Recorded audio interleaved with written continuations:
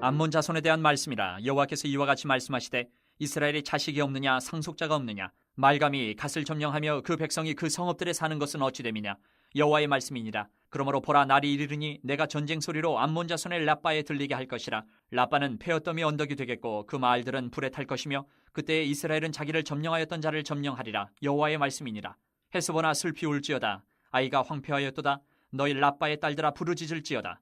굵은 배를 감고 애통하며 울타리 가운데에서 허둥지둥할지어다. 말감과 그 제사장들과 그 고관들이 다 사로잡혀 가리로다. 패역한 딸아, 어찌하여 골짜기 곧 내 흐르는 골짜기를 자랑하느냐. 내가 어찌하여 재물을 의뢰하여 말하기를 누가 내게 대적하여 오리여 하느냐.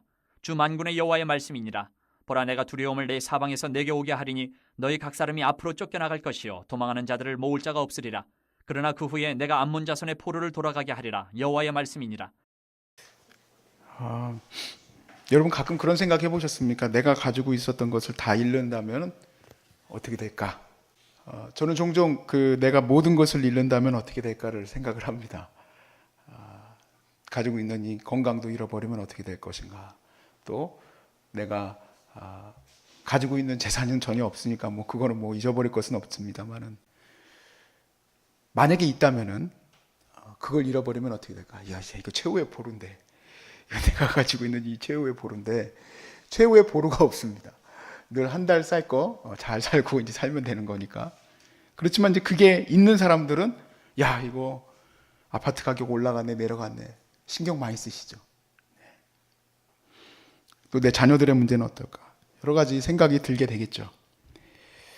제가 어머니가 많이 이제 힘드셨을 때 그런 얘기를 했었어요. 제가 비슷한 질문이었습니다. 어머니 이제 만약에 서울역에 이런 사역이 많이 어려워지게 된다면 어떻게 될까요? 그랬더니 아무 상관없지 그게 그렇게 문제냐? 그러더라고요. 저보러. 무슨 일이냐? 그랬더니 우리 사역이 어떻게 시작했느냐? 우리 사역은 물 주는 거부터 시작했다.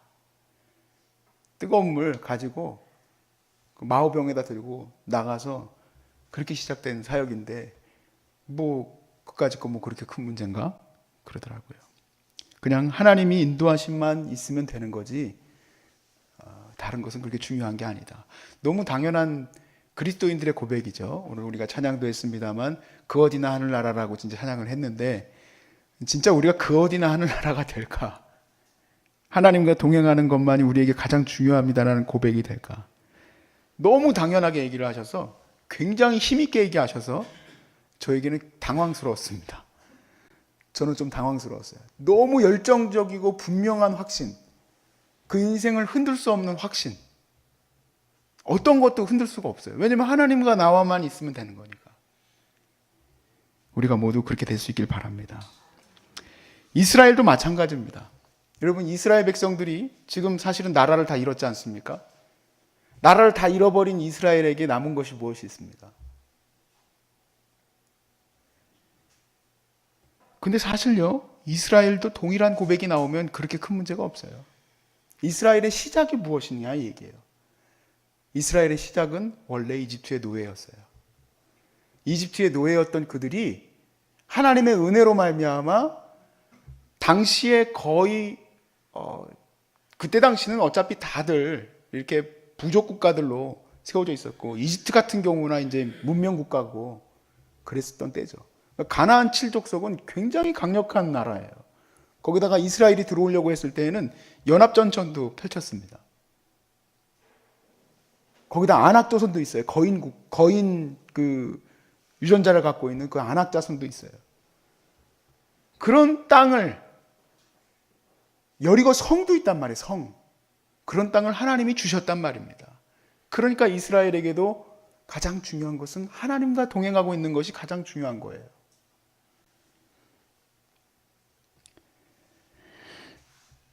그래서 이스라엘은 하나님의 도우심으로 다시 바벨론에서 다시 유대로 돌아오게 될 겁니다. 그런데 제가 이제 생각하게 된 구절이 있습니다. 바로 뭐냐면 다시 이스라엘이 이 유대 땅으로 돌아오게 됐을 때 그들은 무엇을 의지하고 살아갈 것인가? 볼 것도 없이 하나님을 의지할 겁니다. 왜냐하면 하나님의 말씀에 순종했기 때문에 바벨론으로 갔거든요. 말씀에 순종해서 말씀에 순종하지 아니하는 자들은 어디로 도망갔습니까? 우리가 앞에서 말씀에서 보았지만 이집트로 도망갔어요. 물론 이제 처음에 이제 끌려갔었던 왕족이라든지 이런 사람들하고는 달리 백성들 가운데 사는 얘기입니다. 그럼 이집트로 간 사람들은 어떻게 됩니까? 다시 돌아오지 못한다고 하나님께서 말씀을 주셨어요. 그러나 바벨론에 간 자들은 다시 돌아올 때에도 또 믿음의 시험이 있습니다. 70년 동안 거기서 잘 산 거예요. 그게 또 믿음의 시험이에요. 아무것도 없는 황무지인 유대 땅으로 고레스가 돌아가라고 해도 돌아갈지 안 돌아갈지는 그 사람들의 또 결정이에요. 그러니까 믿음 가운데 또 돌아와서 여호와의 신앙 앞에 서게 될 것은 당연한 은혜죠. 그런데 그러면 모압과 암몬은 어떻겠냐는 얘기예요. 왜냐하면 제가 주목한 구절이 6절이에요. 6절 말씀을 보시면 그러나 그 후에 내가 암몬 자손의 포로를 돌아가게 하리라 여호와의 말씀이라 그랬습니다. 모압과 같이 암몬도 이제 재앙 가운데 나라가 멸망당할 겁니다. 근데 멸망당하고 그들이 돌아오게 될 거예요. 그러면 그들은 무엇을 의지하고 살겠는가? 이게 제 질문이에요.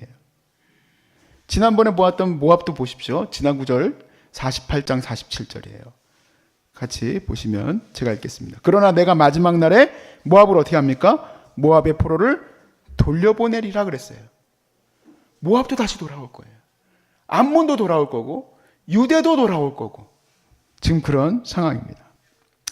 모압은 무엇을 의지했다고 그랬습니까? 그못을 의지했다고 그랬어요. 암몬은 유명한 시인이에요. 바로 오늘 이 본문에서는 밀감이라고 번역이 됐고 발음 다 약간씩 다르지만 같은 신이에요. 몰록 또 몰렉 같은 말입니다. 이 신이 아주 정말 좀 뭐라고 그럴까? 이 신을 섬기는 방식이 아주 무섭죠. 왜냐하면 자기 자식을 불에 지내가게 하는 것이 이 신을 섬기는 방식이에요. 근데 이스라엘이 이것을 너무 좋아하면서 그걸 또 따랐어요. 나중에 요시야 왕에서 와서야 몰록을 섬기는 방식을 못하게 막았을 뿐이지 이스라엘에는 암암리에 성행했었던 방식이에요. 바로 누구냐면 암몬의 신 말곰, 이 밀곰 또 오늘은 이제 밀감이라고 이제 번역이 되어 있습니다. 그 신을 말합니다. 다시 몰록을 의지하지 않겠습니까? 제가 이 말에 대해서 좀 한번 점검을 한번 하려고 합니다. 도대체 밀곰을 의지한다는 것은 뭐고 그못을 의지한다는 건 뭐고 또 여호와 하나님을 의지한다는 것은 무엇인가를 좀 생각을 해보겠습니다. 3절 말씀에 보면 그들이 의지하였던 밀감의 황망함을 보라고 이제 써 있어요. 헤스보나 슬피 울지어다. 당연히 이제 헤스보는 암몬의 그 도시겠죠. 헤스보나 슬피 울지어다. 아이가 황폐하였도다. 아이도 마찬가지로 어린아이를 말하는 게 아니라 도시를 말합니다. 너희 라빠의 딸들아 부르짖을지어다. 굵은 배를 감고 애통하며 울타리 가운데에서 허둥지둥할지어다. 말감과 그 제사장들과 그 고관들이 다 사로잡혀 가리로다.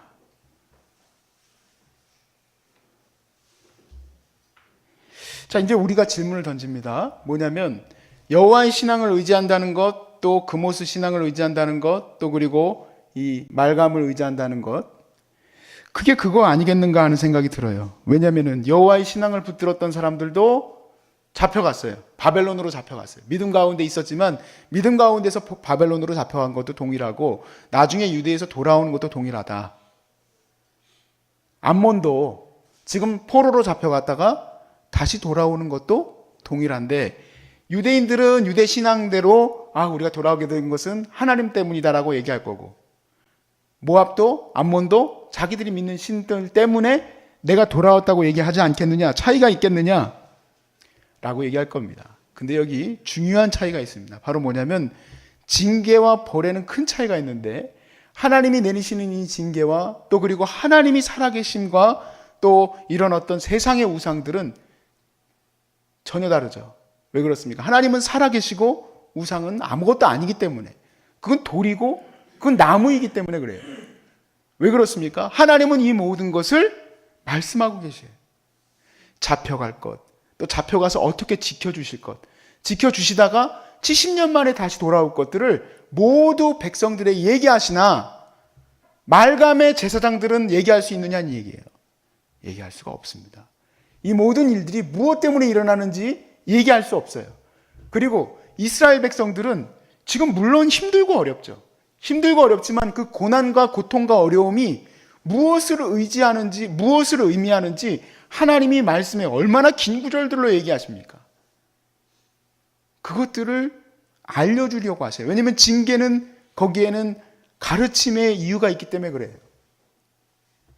그러나 형벌에는 이유가 설명되어지지 않습니다. 그들에게 물론 말씀을 주셨지만 그들은 당연히 듣지도 않겠죠. 그리고 또한 우상숭배자들은 왜 우상숭배자들로서 세워졌습니까? 사실은 그 우상은 금오스든 말감이든 또는 어떤 다른 돌로 만든 것이든 무엇이든 갖다 놓으면 돼요. 요구하는 것만 같습니다. 뭘까요? 내가 의지하고 갈 수 있는 재물과 힘이에요. 내가 의지하고 갈 수 있는 재물과 힘만 있으면 그게 돌이든 뭐든 상관없어요. 그 문화 구조와 그런 것들이 원하는 대로 가면 되는 거예요. 그러니까 궁극적으로 요구하는 재물과 돈이 없어지면 그들에게는 모든 것이 없어진 거죠. 그러니 다시 돌아오게 됐을 때 그들이 금오스를 섬길 거냐 말감을 섬길 거냐 그건 그렇게 중요하지 않아요. 동일하게 재물과 힘을 의지하려고 할 거라는 얘기예요. 하나님께서 4절 말씀에 이렇게 얘기합니다. 패역한 딸아 어찌하여 골짜기 곧 내 흐르는 골짜기를 자랑하느냐. 네가 어찌하여 재물을 의뢰하여 말하기를 누가 나를 대적하리요 하느냐. 암몬에게는요, 이 골짜기는 모든 것이에요. 그것을 상징하고 있는 것이 말감으로 나타난 것 뿐이지. 과거에 대만에 저희들이 선교를 갔을 때, 뭐라고 그럴까, 불교 신앙이 굉장히 강하게 보이더라고요. 근데 불교 신앙은 대변되는 것 뿐이지 사실은 토속 신앙이 더 강해요. 그래서 비즈니스 하는 사람들은 손오공을 그렇게 좋아하고 또 그 술집 하는 사람들은 저팔계를 그렇게 좋아해요. 왜냐하면 저팔계가 음주 향락에 능하니까 그 저팔계의 도움으로 돈을 많이 벌어다 준다 얘기예요. 비즈니스 하는 사람들은 손오공처럼 원숭이처럼 그때그때 이렇게 잔재주를 배려해서 돈을 많이 벌 수 있기 때문에 그래요. 일본에 갔더니 바발에만 7,000개의 귀신이 있다고 해요. 뭘 바라든 궁극적인 목적은 다 재물과 힘이에요. 자기를 지켜줄. 그것이 없어지면 뭐든 갈아타면 되는 거예요. 금옷으로 갈아타든 말감으로 갈아타든. 여호와의 신앙도 왜 그렇게 우상들이 많이 들어오게 됐을까요? 섞이는 그런 일들이 일어났을까요? 이유는 하나님의 신앙은 오히려 그 궁극적으로 그 모든 것에 주어주시는 하나님에서부터 오기 때문에 하나님만 붙드는 것이 중요하기 때문에 그들에게는 그것이 부족한 거예요. 오늘 하나님이 나에게 안 주셨다 얘기예요. 그럼 갈아타야 되는 거예요. 하나님께서 내게 재물을 안 주셨어요. 하나님께서 내게 이것들을 채워주셔야 되는데 안 주셨어요. 옆집에 가서 보니까 세상에 말감에게 큰 아들을 지나가게 했더니 불 가운데 지나가게 했더니 돈을 많이 벌었대. 솔깃해요. 절기마다 예루살렘에 올라가서 제사는 지내지만 말감에게 뭘 합니까? 지나가게 하는 거예요. 여러분, 말감하게 지나가게 하는 것처럼 오늘날에도 자식들을 우상 앞에 지나가게 하는 사람들이 얼마나 많습니까? 신앙인이지만. 그러니까 궁극적으로 여호와의 신앙, 하나님을 믿는 신앙, 그리스도인 말은 하지만 내가 붙들고 있는 것이 사라진다고 얘기했을 때 내가 진짜 그렇게 강하고 열정적으로 얘기할 수 있을까? 상관없다. 난 하나님과 동행하는 것이 중요한 것이다. 내가 이 이후의 삶에 대해서 얘기할 때 내가 이 모든 어려움에서 다시금 돌아오게 됐을 때 무엇을 붙들려고 하겠습니까? 어느 날 사실은 간경화로 굉장히 고생하시던 분이 정말 우여곡절 끝에 회복이 되셨어요. 정말 이건 기적 중에 기적입니다. 0. 몇 %도 안 될 것 같아요. 순서도 안 되지. 저는 간 이식 받는 게 그렇게 어려운 줄 몰랐어요. 순서도 어렵지. 여러 가지가 어려웠었는데 여러분, 간 문제가 있으셨던 분들은 다시 피곤하면 안 되잖아요. 굉장히 이 간이 지금 약한 상태 아니겠습니까? 그런데도 온통 생각하는 게 뭐냐면 돈을 다시 어떻게 벌 것인가. 여기에 내가 이미 나이가 많이 지나오진 않았나. 그 걱정과 근심이 많아요. 그러니까 우리의 근본적인 마음이 하나님만 붙든다고 하지만 사실은 이 죄악 때문에 불안함이 있습니다. 그러나 우리의 고백이 될 수 있길 바랍니다. 모압과 암몬과 똑같이 유대인들도 똑같은 상황이다라고 얘기한다는 것은 우리 그리스도인들에게는 굉장히 잘못된 생각이에요. 하나님은 이스라엘을 포로로 잡혀가게 하실 거라고 얘기하셨고 잡혀간 곳에서 지켜주신다 했어요. 지켜주신다 했어요. 그것을 우리가 어디서 볼 수 있습니까? 다니엘서와 에스더서예요. 하나님이 어떻게 지켜주셨는가? 그리고 어떻게 다시 돌아오게 돼서 하나님의 거룩한 성전을 지으려고 그들이 할 수 있게 됐는가?